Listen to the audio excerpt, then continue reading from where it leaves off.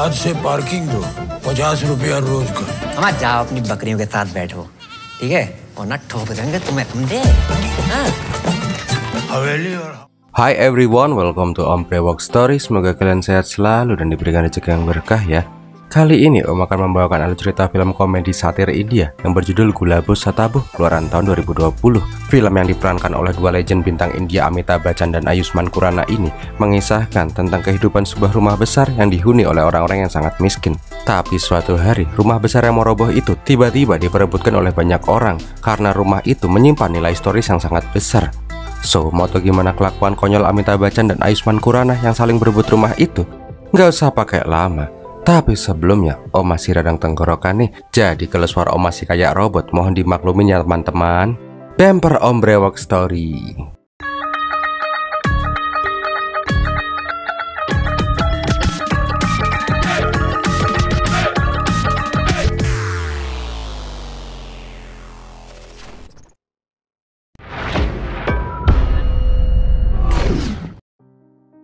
Awal kisah diperlihatkan seonggok kakek-kakek yang mencopot bohlam di sebuah rumah tua. Siang harinya, kakek-kakek yang bernama Mirza itu menjual bohlam dan kering-kering sepeda yang ditemui. Setelah pulang menjual bohlam curian, Mirza malah mengemis di kota di sebelah pengamen boneka. Tapi pas melihat ada emak-emak yang mencari anak mereka, si Mirza langsung panik. Ternyata nih aki-aki bangkotan menyuruh dua putri emak-emak itu untuk joget-joget. Ya, kayak ngamen gitulah ya. Emang ngadi-ngadi nih kakek. Diceritakan bila Misra merupakan orang yang sangat pelit, paling tamak, paling serakah di kota. Pokoknya pelit mendidit kayak buto cakil. Diceritakan Misra itu tinggal di sebuah rumah besar milik istrinya, Fatimah Begum. Di rumah besar yang bernama Fatimah Mahal itu, ternyata Fatimah dan Misra menyewakan ke beberapa penghuni. Salah satu dari penghuni di sana adalah cowok tulang punggung keluarga yang bernama Bangkei Rastogi. Ini Bangkei loh ya, bukan bangke. Dia terlihat marah-marah karena hampir setiap hari dia masang bohlam lampu pasti hilang diempat sama kucing garong. Intinya sih di rumah besar itu nggak ada hari tanpa keributan. Pokoknya udah kayak kontrakannya kungfu hostel. Nah, diceritakan bila Bangkei itu tinggal bersama 3 adiknya dan ibunya. Kehidupan yang sangat miskin membuat mereka bertahan di Fatimah Mahal karena sewa di sana sangat murah. Sore harinya si Misra ngobrol sama sohibnya, ya sama kakek-kakek gitulah pokoknya. Intinya sih mereka membahas soal si Bangkei yang emang dari dulu itu mereka udah kayak Tom and Jerry. Bangkei itu ibarat kata penyewa nggak tahu diri, udah nyewa paling murah, nggak pernah mau bayar kalau sewa kamar dinaikin. Pokoknya dia malah udah kayak pemilik Fatimah Mahal. Di sini si Misra berkata kepada Kumar, setelah Begum mati, dia pasti akan mengusir semua orang di rumah besar itu, dan rumah besar itu hanya akan jadi miliknya seorang. Tapi masalahnya Begum yang udah 90 tahun lebih susah banget matinya. Di sini Kumar juga manas-manasin si Misra. Kalau para penyewa masih aja nyebelin, naikin aja harga sewanya. Di lain tempat diperlihatkan usaha penggilingan gandum milik si Bangkei. Diperlihatkan juga pacar dari si Bangkei. Intinya Fauzia pengen hubungan mereka lebih serius dan menikah. Tapi apalah daya, si Bangkei malah curhat kalau dia itu miskin parah. Di rumah aja dia harus empet-empetan tidurnya bareng ibu dan adik-adiknya.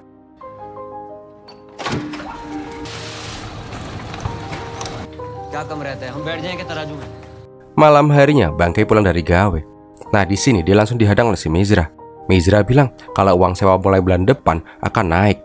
Tapi seperti yang sudah-sudah, ini malah galakan yang nyewa daripada ownernya.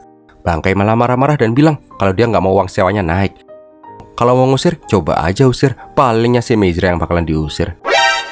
Nah, karena disuruh naikin sewa nggak mau, sekarang Misra mengenakan biaya parkir di setiap penghuni. Jelas aja lah, pagi-pagi nih dua orang udah pada ribut aja. Siang harinya diperlihatkan bila si kakek tamak ini memanggil tukang rosok. Ternyata dia itu menjual satu persatu barang antik di rumah besar itu. Gak lama kemudian Misra ingin berbicara dengan si Begum. Ternyata si Misra ini pengen minta uang ke Begum. Emang laki model apaan ini? Gak kerja minta duit ke istri terus.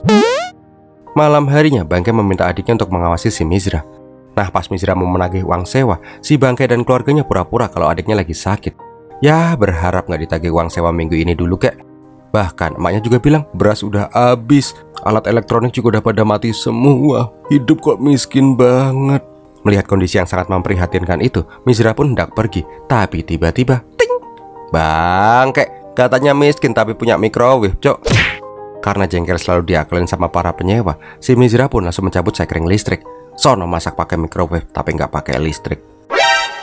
Keesokan harinya diperlihatkan bila si bangkai ini lagi mules-mules tapi harus ngantri toilet sama tetangganya. Karena kesel tuh kayak udah sampai di ujung, si bangkai pun menendang tuh tembok. Namun namanya bangunan udah zaman purba kan ya. Sekali tendang langsung deh tuh tembok roboh. Karena hal itulah malah terjadi keributan di sana. Bener aja, pas si kakek-kakek yang masalah datang, ya semakin tambah ribet dah. Intinya sih, si bangkai ini nggak mau disalahin soal robohnya tuh tembok. Orang cuma nempelin kaki doang kok, tuh tembok roboh sendiri. Namun si Mizra nggak mau tahu, pokoknya si bangkai itu harus mengganti tuh tembok. Tapi karena tetap aja nggak mau disalahin, si Mizra akhirnya pengen membuat pelajaran ke semua penghuni. Dia pun langsung menggembok semua toilet di sana. Bahkan satu-satunya toilet yang bisa digunakan ditungguin si Mizra biar nggak dipakai orang. Nah, malam harinya Payal kebelet pup. Karena nggak ada toilet, dia pun meminta diantar sama kakaknya. Sialnya, karena nih aki-aki malah bobo di depan toilet, bangkai pun pengen memindahkan si Mizra. Keesokan paginya, Mizra pun bangun. Tapi bangkainya, dia bangun di tengah jalan, cok. Kampret emang tuh bangkai. Karena merasa dizolimin, Mizra pun laporan ke polisi. Tetapi kembali lagi, si bangkai ini gak mau disalahin dan malah menyalahkan Mizra yang mengunci semua toilet. Intinya mereka semua itu saling salah-salahan gitu deh. Namun perdebatan itu malah gak sengaja didengar oleh seorang arkeolog bangunan tua yang bernama Giannis Shakla. Malam harinya, Mizra kembali ngobrol sama si Kumar. Di sini kembali lagi Kumar manas-manasin si Mizra. Kalau sewa rumah di tempat Fatimah Mahal itu sudah kelewatan murahnya. Di tempat lain aja udah 10 kali lipat loh dari harga sewa di Fatimah Mahal. Di sini Kumar juga bilang, kalau gue jadi lu tuh ya bro ya, gue pasti udah nyewa pengacara biar para penyewa lu pada nggak semena-mena. Di lain tempat diperlihatkan si Giannis lagi petangkringan di atas pohon sambil moto-motoin Fatimah Mahal. Bangkai yang melihat ada monyet dadakan jelas saja menanyakan, ngapain om-om gak jelas petangkringan di atas pohon? Namun di sini Giannis mah cuek-cuek aja. Dia tetap aja melakukan kegiatannya dan gak mau turun. Nah, pas di bawah Giannis baru bilang kalau dia itu adalah arkeolog yang sedang memantau bangunan Fatimah Mahal. Nah, karena udah digap sama si bangkai, si Giannis ini malah menyuruh si bangkai membantu kerjaannya aja daripada cuman kepo doang. Malam harinya si bangkai curhat sama keluarganya soal si Giannis. Nah, di sini Godo yang emang mahasiswa hukum mengatakan kalau tempo hari ada bangunan tua terbengkalai yang ternyata di dalamnya terkubur harta karun dari masa lalu. Karena penemuan itu, bangunan yang biasanya dianyepin aja akhirnya diambil alih oleh pemerintah dan dijadikan cagar budaya, sedangkan harta yang ada di sana disita sama pemerintah. Keesokan harinya si Giannis datang lagi ke Fatimah Mahal, tapi kali ini dia nggak ngumpet-ngumpet lagi. Bahkan pas ketemuan sama si Mirza aja, nih om-om nggak jelas langsung meludus seenak jidatnya. Intinya sih, Giannis bilang ke Mirza kalau bangunan ini diperkirakan berusia lebih dari 300 tahun. Kalau bangunan ini nggak dipelihara dengan baik, bisa jadi nih bangunan akan disita oleh pemerintah. Di sini Giannis juga mengambil beberapa sampling bangunan untuk diteliti lebih lanjut. Habis itu langsung cabut begitu aja, meninggalkan si Mirza yang cengok. Setelah Giannis pergi, nih aki-aki biang masalah langsung pergi ke tokonya si bangkai. Intinya Mirza menuduh si bangkai lah yang mengundang si Giannis. Jelas lah si Mirza nggak terima bila ada orang lain yang ingin menguasai harta berharganya. Sedangkan si bangkai yang gak tahu apa-apa jelas saja mengelak. Ribut lagi lah mereka. Susah ngobrol sama orang-orang laut, embat satu kantong gandum, lumayan.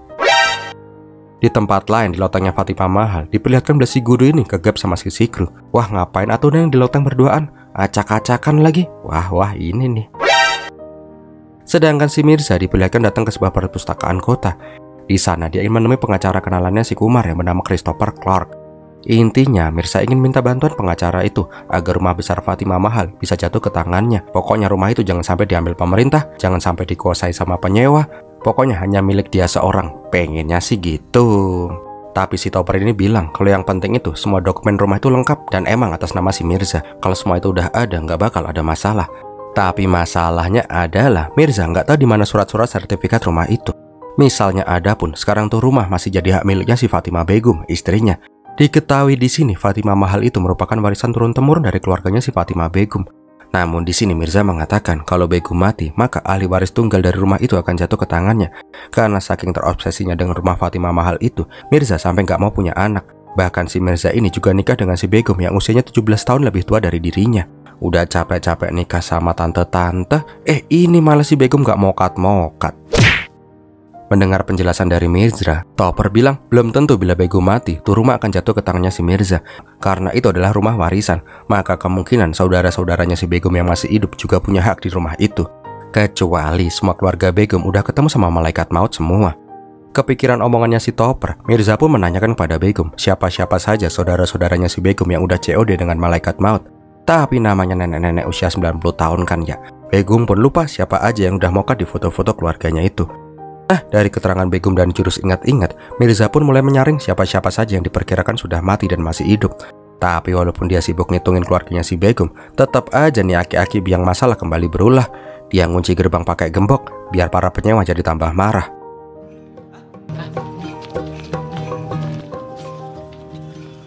Keesokan harinya, si Bangkai yang udah gedek sama tingkah laku si Mirza akhirnya mencoba menemui si Gianes. Di sini Bangkai menanyakan kenapa si Gianes menginginkan rumah besar Fatima mahal itu. Gianes bilang, cobalah pukul tembok ini. Lemes banget kayak puasa seminggu, bos. Yang kenceng apa? Nah, lihat tuh tembok gak kenapa-napa kan. Sedangkan di rumah Fatima mahal itu, sekali tendang, bangunan langsung ambruk, ya kan? Intinya si Gianes bilang dia peduli dengan orang-orang yang ditinggal di Fatima mahal. Kalau Fatima mahal itu dijadikan cagar budaya, maka penghuni di sana akan diusahakan mendapatkan rusun yang kamarnya lebih layak daripada tinggal di Fatima mahal. Malam harinya Bangkai kembali ngedate sama si Fauziah. Dia bilang kemungkinan sebentar lagi keluarganya akan pindah ke rusun, jadi mungkin mereka bisa menikah. Tapi di sini Fauziah pengen segera dilamar, nggak peduli mau tinggal di mana, yang penting halal. Tapi si Bangkai kembali bilang kalau dia itu miskin, jadi dia itu masih harus ngurus ini ngurus itu dulu. Keesokan harinya diperlihatkan bila si Topper datang ke Fatima mahal dianterin sama si Kumar. Tapi sialnya di sana Begum lagi nyantai di lantai bawah. Nah, pas Mirza datang, semua disuruh minggir dulu daripada si Begum sadar. Di sini Topper pengen melihat surat-surat rumah itu, karena tanpa surat itu Mirza nggak akan pernah menguasai Fatima mahal. Tapi dari lantai atas, biang masalah kedua juga memantau gerak-gerik Topper dan si Mirza. Singkat cerita, si Mirza ngumpul-ngumpul kamarnya si Begum untuk menemukan surat-surat tanah. Sedangkan di bilik penyewa, semua orang lagi pada bertanya-tanya kenapa si Mirza membawa pengacara segala. Nah, di sini mereka saling hitung-hitungan mana yang lebih menguntungkan untuk mereka, bekerja sama dengan si arkeolog tapi pindah dari sana, atau membiarkan hidup seperti biasa dan menggagalkan rencana si Mirza. Beberapa hari kemudian, diperlihatkan arkeolog menggali sebuah taman di tempat terbengkalai. Ternyata dari rumor kabar burung, katanya di bawah bangunan tua itu ada emas terkubur sebesar 1000 ton. Dari kabar burung itulah, arkeolog karbitan Vrindavan ini langsung menggali tuh situs terbengkalai. Sedangkan di tempat lain diperlihatkan bila si Mirza menyerahkan semua surat-surat yang dirasa dibutuhkan oleh si Topper. Nah, karena surat-surat sudah komplit, tinggal mencari tahu siapa aja saudara Begum yang masih hidup. Malam harinya pas Mirza pulang, dia langsung dicegat oleh si Bangkai. Bangkai ngibul kalau di kota sebelah katanya ditemukan timbunan emas di sebuah bangunan tua. Wah, bisa kayak mendadak tuh orang yang nemu timbunan emas kayak gitu. Ya, siapa tahu ya di sini juga ada harta karunnya. Tapi nggak mungkin juga sih. Mungkin nggak sih? Karena dipanas-panasin sama si Bangkai, Mirza yang tamak medit pokel metitil kayak buto cakel ini langsung kepikiran mencari harta karun itu juga. Dengan bantuan si situ, Mirza mencari tanda-tanda harta karun di bawah tanah. Dengan ilmu perkiraan, Mirza yang udah bangkotan ini pun menggali lubang di kebunannya. Namanya udah tuwir kan ya, Mirza pun akhirnya tumbang. Harta karun gak ketemu, malah dapat jackpot asam urat. Malam harinya Bangkai pun menanyakan kenapa si Mirza itu serakah banget. Ileng bah, udah tua, kalau Begum mati dan semua penyewanya diusir, ente siapa yang mau ngurus kek? Nanti kalau ente mati, siapa juga yang mau ngafanin kalau gak ada orang? Tapi di sini Mirza menolak dibilang tamak dan serakah. Dia hanya menginginkan rumah itu hanya untuk dirinya sendiri. Itu aja kok. Karena tahu kalau si Mirza itu jadi aneh karena kesepian, si Bangkai malah bilang, dah adopsi Ani jadi anakmu aja deh kek, tapi jangan usir aku dari sini ya. Jelas lah si Bangkai langsung diusir sama si Mirza lah.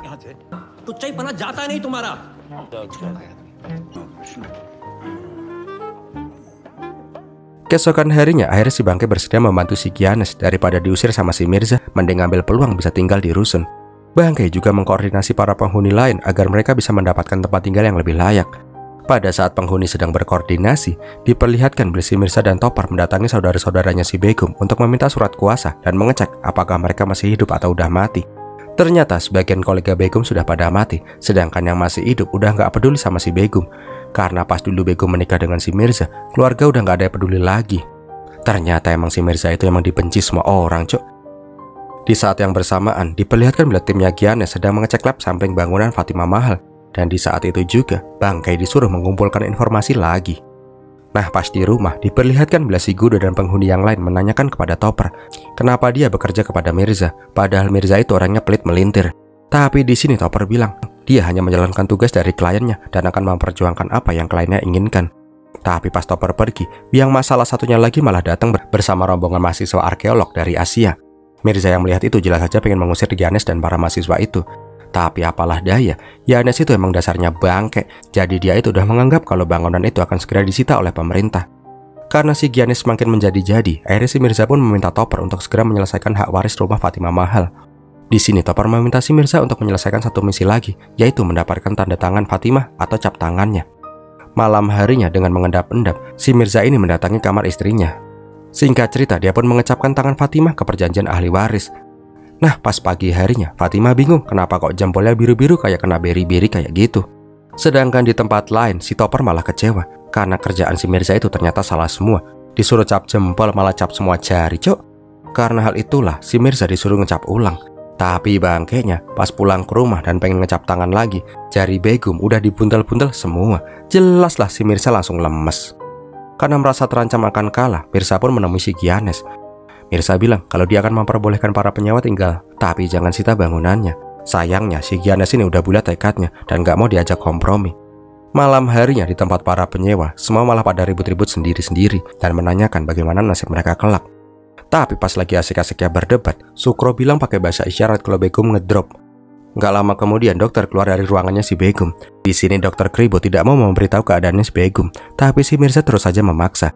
Gimana dok? Begum udah mau mati ya? Mati dong dok. Masa hidup terus ya? Kan bosan juga kalau hidup terus kan ya? Ya kan ya? Mati kan? Matilah. Tapi dokter tetap aja tutup mulut karena dilarang oleh si Begum. Dia hanya bilang agar semua orang bersiap-siap saja untuk kemungkinan terburuk. Di sini Mirza jelas saja girang banget lah. Bahkan si kakek-kakek tamak ini bisa-bisanya udah beli kain kafan yang paling murah lagi. Udah yang paling murah masih ditawar. Parah banget nih kakek-kakek. Setelah beli kain kafan, si kakek biang masalah ini datang ke pemakaman. Sekali lagi Mirza minta pemakaman yang paling pojok aja dan yang paling murah buat Begum. Tapi pas Mirza sampai di rumah, alangkah kagetnya dia ketika si Begum malah sehat walafiat. Bahkan saking sehatnya, Begum bisa diajak jalan-jalan naik bajai. Lah, ini kain kafan buat apaan, cok, kalau sehat gitu mah? Ketika si Begum jalan-jalan, si Mirza kembali ngubuk-ngubuk kamarnya si Begum. Karena nggak nemu apa-apa, Mirza pun ketiduran. Nah, pas Begum pulang, nggak lupa Mirza yang udah tua bangkotan dikasih oleh-oleh gulali.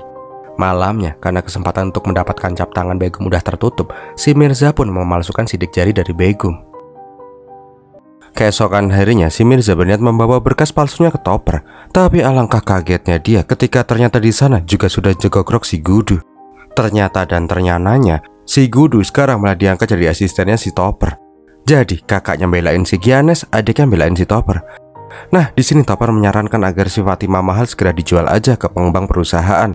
Dijual murah nggak apa-apa bos, daripada hilang disikat pemerintah, ya kan? Di tempat lain, Giannis menemani bosnya untuk menemui wali kota. Intinya si Giannis dan bos mengatakan kalau sebentar lagi dinasnya akan segera menyita Fatimah Mahal. Nah, di sini wali kota mengatakan, "Dah cepat sana digusur bangunan tuanya, nanti semua penghuninya diusir aja." Bentar, gimana nih? Jelas aja lah si Bangkai jadi bingung dong. Diusir gimana nih bos maksudnya? Nah, ketika tahu kalau si Bangkai itu adalah salah satu penghuni Fatimah Mahal, wali kota malah dengan entengnya bilang, "Dah kasih aja tuh ruangan kecil bekas pelayan di dekat kandang guguk buat mas ini."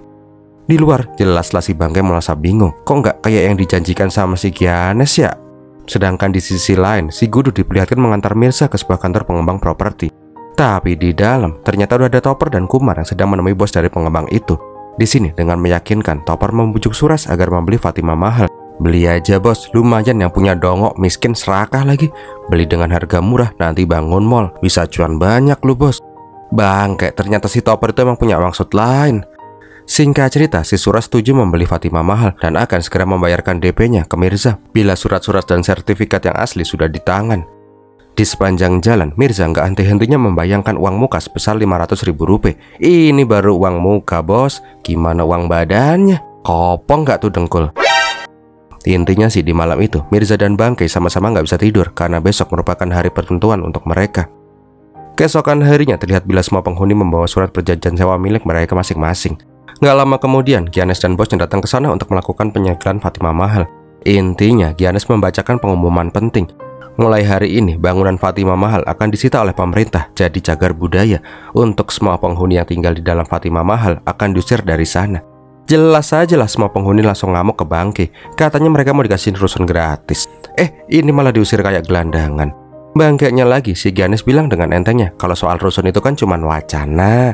Kalau wacana nggak terrealisasikan urusan belakangan. Gitu aja kok pada ngamuk sih. Ngamuk ndasmu. Tapi pas lagi seru-serunya gelut di dalam, Topper dan Suras juga datang ke sana. Dengan bludes, mereka langsung pengen mengeksekusi bangunan itu. Akhirnya di sini pihak Giannis dan Topper pun malah saling mengklaim bangunan itu. Nah, ketika Suras ingin memberikan uang muka ke Mirza, semua penghuni di sana malah pada berebut uang itu. Alhasil kondisi di sana malah semakin kacau balau. Tapi pas lagi rame-ramenya, dari balkon lantai atas, perawat Begum mengatakan dengan berteriak kalau Begum telah pergi. Jelas saja seketika semua orang langsung pada hening. Nah, pas dicek ke lantai atas, ternyata ruangan Begum telah kosong. Ani mengatakan kalau Begum telah pergi 3 hari yang lalu. Dia disuruh tidak bilang ke orang-orang. Di sana hanya ada sebuah surat warisan yang ditinggalkan oleh Begum. Tapi pas membacakan surat wasiat itu, semua orang langsung pada lemes dengkulnya. Intinya surat itu tertulis, "Dear Mirza, aku tahu kamu tidak pernah mencintaiku. Kau hanya mencintai harta-hartaku dan sangat ingin aku mati agar Fatima Mahal jatuh ke tanganmu. Menikah denganmu adalah keputusan yang paling salah yang pernah aku ambil. Karena hal itulah aku pergi untuk kawin lari dengan mantan pacarku, si Abdul Rehman, bersama dengan surat sertifikat rumah ini yang telah aku jual seharga 1 rupiah ke Abdul Rehman." Bangke cok, ternyata si Fatima Begum itu belum mokat. Dia tuh kawin lari sama mantan pacarnya. Bangke 1000 bangke. Nenek-nenek usia 95 tahun kawin lari sama mantannya. Keren banget gak tuh? Sedangkan si Mirza yang mendengar isi dari surat wasiat itu langsung syok dan lemes dengkulnya. Di bawah juga gitu. Giannis yang mengetahui bila rumah itu telah dijual secara resmi ke orang lain, akhirnya nggak bisa berbuat apa-apa. Begitu juga dengan Topper dan Suras yang langsung pergi meninggalkan bangunan itu. Singkat cerita, Fatima Mahal yang biasanya selalu ramai dengan orang-orang, saat ini harus segera dikosongkan. Mau tak mau, semua penghuni di sana harus meninggalkan Fatima Mahal, tak terkecuali si Mirza yang harus terusir dari rumah yang sudah dia incar selama hidupnya.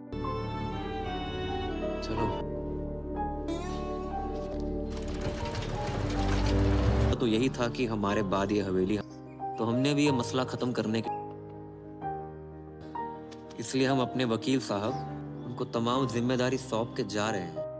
Ternyata pas Begum drop tempo hari itu, Dokter Kribo bukanlah Dokter Kribo, melainkan pengacara dari Fatima Begum. Jadi pas Fatima pergi pelesiran tempo hari itu, Fatima melakukan transaksi jual beli dengan si Abdul Rehman. Dari semua harta di sana, si Mirza hanya dapat warisan sebuah kursi kuno yang sering diduduki oleh dirinya.